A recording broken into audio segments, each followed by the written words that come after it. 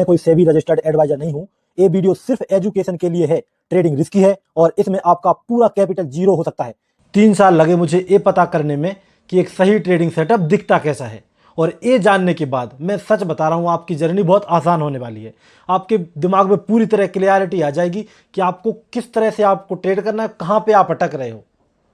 तो सबसे पहला रूल है मार्केट में आपको सही डायरेक्शन का पता होना। दूसरा रूल है आपको अपना एंट्री पॉइंट का पता होना, और तीसरा रूल है आपको सही एग्जिट का पता होना। अब मैं इन 3 रूल को वन बाय वन एक्सप्लेन करने की कोशिश करूंगा। बात करते हैं सबसे पहले फर्स्ट रूल की। रूल है डायरेक्शन का पता होना। उसको आप कैसे समझ सकते हो? जैसे मान लीजिए आज का दिन है, मार्केट में कोई क्लोजिंग होके गई है, मार्केट क्लोज करके गया है। अब आपको मार्केट को देख के ये डिसाइड करना है कि कल मार्केट में ऊपर जाएगा या नीचे जाएगा या फिर साइडवेज रहेगा। आपको 2 ही 3 ही रहते हैं ना, कि ऊपर जाएगा या फिर नीचे जाएगा या साइडवेज रहेगा। आपको पता करना है। इसके लिए आपको बोलते हैं डायरेक्शन को फाइंड करना। इसको करने के लिए देखो, आपको मुझे लगता है कि आपको जितनी मेहनत हो सकती है उतनी मेहनत करनी है अपनी काय पे, टेक्निकल पकड़ पे। टेक्निकल किस तरह से काम करते हैं, जो मतलब जो क्या बोलते हैं पोजिशनल जो ट्रेडर है किस तरह से काम कर रहे हैं, कोई ऑपरेटर किस तरह से अपनी पोजीशन बना के गया है, कहाँ पे उसने बाई किया होगा, कहाँ पे सेल किया होगा। अगर आपने अच्छी तरह पता लगा लिया, और सबसे बड़ी खास चीज़ है ऑपरेटर की पोजीशन का पता होना, कि अगर आपको पता है कि ऑपरेटर का ने यहाँ पे बाई करके बैठा है, तो ऑब्वियस सी बात है कि नेक्स्ट डे मोमेंटम आएगा, वहाँ पे क्या होगा। मान लीजिए यहाँ पे प्राइस चल रहा है मार्केट में और यहाँ पे ऑपरेटर ने बाई करके आप ऊपर क्लोज कर दिया, ठीक है। अब अगले दिन जब मार्केट में ओपनिंग होगी, अगले दिन ओपनिंग होगी, तो आप देखना कि मार्केट भले ही थोड़ा बहुत वहाँ से नीचे रिट्रेसमेंट दे, लेकिन उसकी जो डायरेक्शन रहेगी वो अपसाइड ही रहेगी, क्योंकि ऑपरेटर ने बाई करके रखा है। तो आपको ये पता करना है कि बड़ी क्वांटिटी कहाँ पे लगी हुई है, कहाँ पे जो FIDIN ने बाई किया है। अब इसको पता करने की, सही डायरेक्शन पता करने की, आपको कहाँ पे ऑपरेटर ने बाई किया है, इसके 3-4 तरीके हैं। पहला तरीका क्या होता है जो मैं यूज़ करता हूँ, मैं करता हूँ चार्ट का यूज। एसएल हंटिंग बोलते हैं जिसको हम लोग। मैं चार्ट का यूज करता हूँ कि चार्ट पे कहाँ पे एसएल पड़े होंगे, कहाँ पे नहीं पड़े होंगे, कहाँ पे पोजीशन बनाइए। तो ये हो गया एसएल हंटिंग। कैसा होता है कि कोई लेवल चल रहा है, ठीक है, मार्केट इससे ब्रेकआउट हो चुका है, तो ऐसा मान के चलते कि यहाँ पे ब्रेकआउट के बाद बायर ही काम करेंगे। कोई अगर नॉर्मल कंडीशन है, ठीक है, अगर कोई अलग कंडीशन है तो उसमें अलग हो सकता है, लेकिन अगर मार्केट नीचे से ऊपर जा रहा है तो बायर वगैरह आते हैं, नॉर्मल सी चीज़ें। कहीं पे ब्रेकडाउन हुआ तो सेलर वगैरह आते हैं, नॉर्मल हो गया। तो ये हो गया हमारा एसएल हंटर का। जो कुछ लोग ऑप्शन चेन को देखते हैं, ऑप्शन चेन को मैंने तो नहीं देखा, लेकिन बहुत सारे मेरे दोस्त वगैरह जानते हैं ऑप्शन चेन को। वो बताते हैं कि कहाँ पे वाई बिल्डअप है, कहाँ पे नहीं है। उसके अनुसार उनको पता लग जाता है कहीं ना कहीं कि मार्केट में कहाँ पे किसकी पोजीशन बनी होगी, और वो सही डायरेक्शन का फाइंड करते हैं। तो ये हो गया। तीसरा चीज़, कोई अलग तरह से फाइंड करने की कोशिश करता है। मान लीजिए न्यूज़ वगैरह देखता है कोई, कि न्यूज़ कैसा चल रहा है मार्केट में, किस तरह का हाल चाल है, तो उसको देख के। कोई लोग क्या करते हैं, स्टॉक वगैरह को देखते हैं, जो बड़े बड़े स्टॉक होते हैं, जैसे बैंक निफ्टी में HDFC बैंक है, कोटक बैंक है, इनको देखते हैं, समझते हैं कि इसमें क्या चल रहा है, इसको इसके अकॉर्डिंग अपना डायरेक्शन फाइंड करने की कोशिश करते हैं। तो आपको पहला लेवल पार करना है, डायरेक्शन फाइंड करना है। और आपको ये जो सवाल पूछ रहा हूँ तीनों, आपको तीनों के जवाब मुझे कमेंट में चाहिए, सभी के। आप कहाँ पे अटक रहे हो? आपको डायरेक्शन फाइंड करना आता है क्या?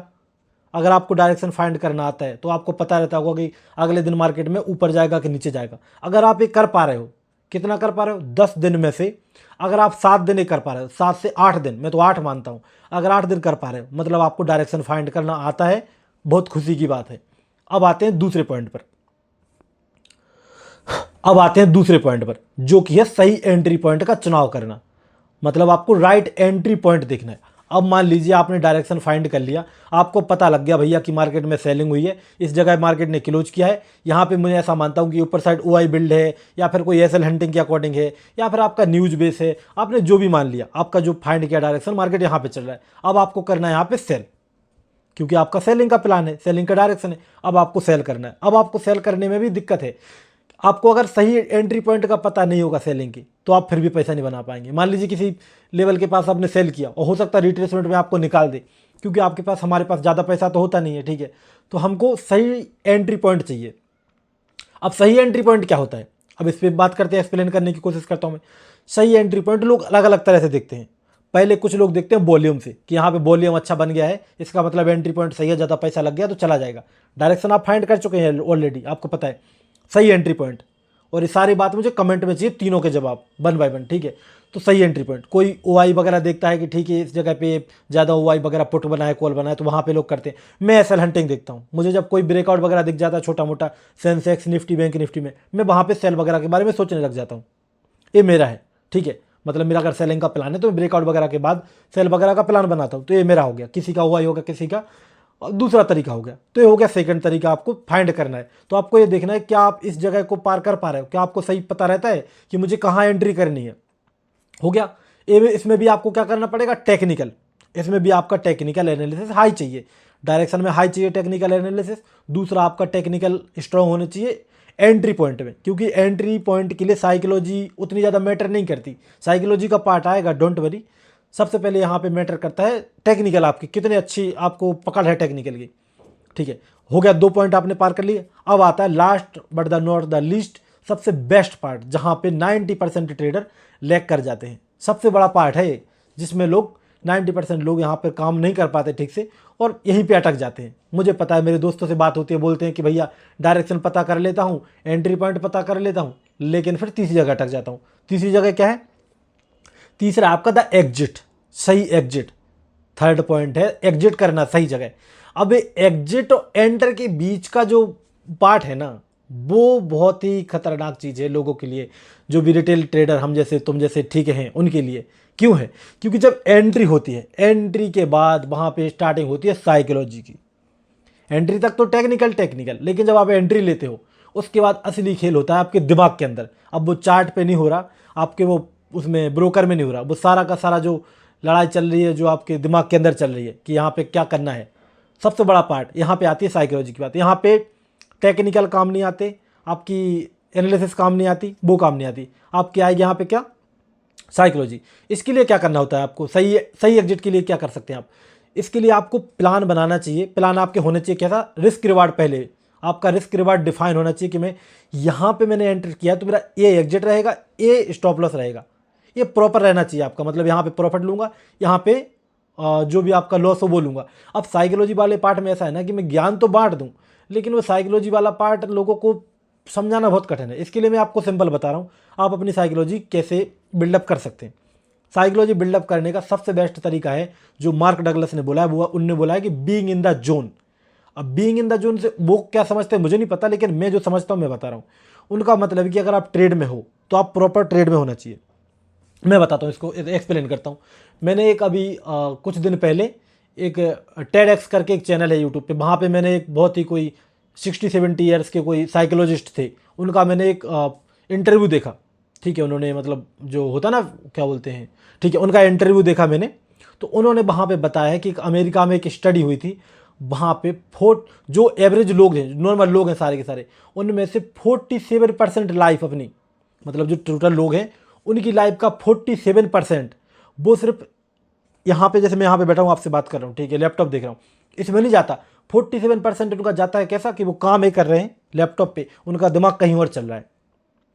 होता है आपके साथ भी होता है, मेरे साथ भी होता है। आप वीडियो देख रहे हो, आपके दिमाग में चल रहा होगा कि मेरा कल लॉस क्या हुआ था यार, मैंने यहाँ पे ऐसा कर लिया होता, बाई कर लिया तो सेल कर लिया होता, मुझे दूसरा काम करना है। आपका दिमाग में वो चल रहा होगा, अभी आप देख मुझे रहे हो। तो इसको बोलते हैं कि बीइंग इन द जोन, मतलब आप जो कर रहे हो उसको फोकस करना, ये सबसे ज़्यादा बड़ी पार्ट है। मुझे लगता है जहाँ तक मैं समझता हूँ, अगर कोई इंसान जैसे जो काम कर रहा है उसका फोकस वहीं पे है, उसका मन नहीं भटक रहा, सबका भटकता है।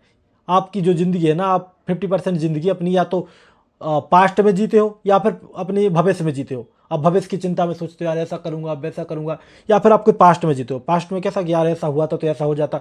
आप प्रेजेंट में जो है वो नहीं जीते हो।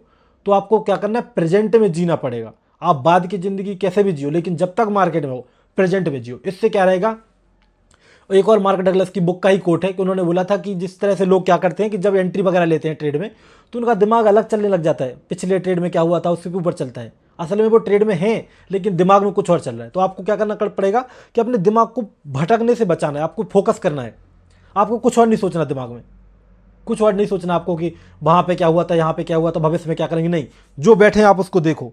इसके लिए आपको पता होगा कि जो बुद्धा ने बताया था, एक रास्ता बताया था जिसको बोलते हैं विपश्यना। विपश्यना में क्या होता है कि हमको बैठ के, जिसको मेडिटेशन बोलते हो आप लोग, ठीक है, मेडिटेशन में क्या होता है कि आपको ऐसे आंख बंद करके बैठना, तो किसी भी पोजीशन में बैठ जाते हैं, अपनी सांसों पे ध्यान लगाना है। तो वो सांसों पे ध्यान भी लगा सकते हैं। इसको ओशो ने अलग तरह से डिफाइन किया है, उन्होंने बोला है कि आप किसी भी चीज़ पे ध्यान लगा सकते हैं। मान लो एक ऐसी आवाज़ आ रही, तो इस आवाज़ पे सीधी सी बात है अपने दिमाग को ना, अपने मन को कंट्रोल करके उस जगह पे रखना है। समझ रहे हो? तो आपको क्या करना है एज अ ट्रेडर, मुझे आपको, हमको अपने दिमाग को वो चार्ट का जो फ्लक्चुएशन रहती है ना उसके ऊपर रोक के रखना दिमाग को, अपने दिमाग को भटकने नहीं देना है। तो तीसरा पार्ट क्या है, सही एग्जिट। आपको रिस्क रिवार्ड के अनुसार आप तभी सही एग्जिट कर पाओगे जब आप मार्केट में फोकस हो गए, आपके दिमाग में पास्ट या फिर फ्यूचर का कुछ नहीं चल रहा होगा। इसका सिंपल है कि जो टिक चलता है ना उसका, आपको जैसे वो टिक चले तो आपको पता, एक बार सोचो कि आप अभी क्या सोच रहे हो। अगर आप ये सोच रहे हो कि पास्ट में ऐसा हुआ तो अपने दिमाग को खींच के लाओ पकड़ के कि भैया ये देख, फिर वो दिमाग भटकेगा। मन का भटकना काम है, आप ये वीडियो देख रहे हो ना, फिर भटक गया होगा, मुझे पता है। दिमाग का काम ही है भटकना, मन का काम ही है भटकना।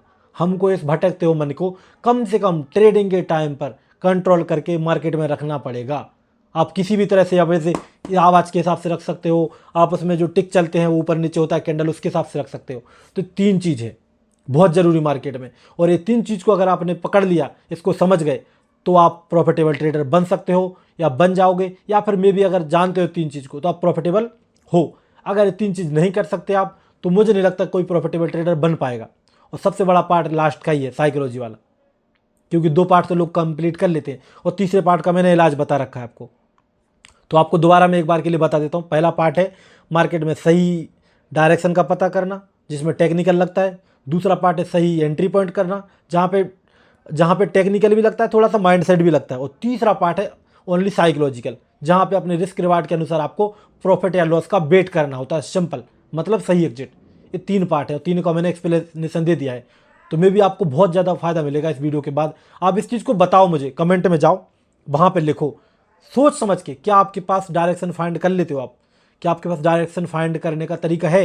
मैंने उसका इलाज बताया कि किस तरह लोग फाइंड करते हैं, आप कर सकते हो अपने तरीके से। फिर देखो एंट्री, क्या आपको सही पता है कहाँ पे एंट्री करना है? क्या आपका डिफाइन है प्रॉपर? अगर आपको लगता है यार यहाँ पे करनी चाहिए थी, यहाँ पे करना चाहिए थी, गड़बड़ है। आपको पता होना चाहिए कि मैं यहाँ पे करनी चाहिए थी, यहाँ पे ही करनी चाहिए थी, चाहे मार्केट कहीं भी जाए, चाहे लॉस हो प्रॉफिट हो, मुझे फर्क नहीं पड़ता भैया। एंट्री यहाँ बनती तो यहाँ बनती। ऐसे डायरेक्शन का मुझे पता था, ऊपर जाना था तो मतलब जाना था, मुझे नहीं पता, भले नीचे चला जाए, मैं सही था, मार्केट गलत था, इतना तक बोलना चाहिए आपको, क्योंकि आपको पता है आपके 10 में से 8 बार डायरेक्शन सही है। समझ रहे हो? और ऐसे ही एग्जिट के टाइम पे आपका लॉस है ना, भले ही वो टक से छू के आ जाए, फिर भी आपको प्रॉपर वेट करना है आपने, या तो ऐसे लगा या फिर टारगेट का। आपको लगे नहीं कम प्रॉफिट बुक करके भाग जाते हैं, बिल्कुल नहीं करना।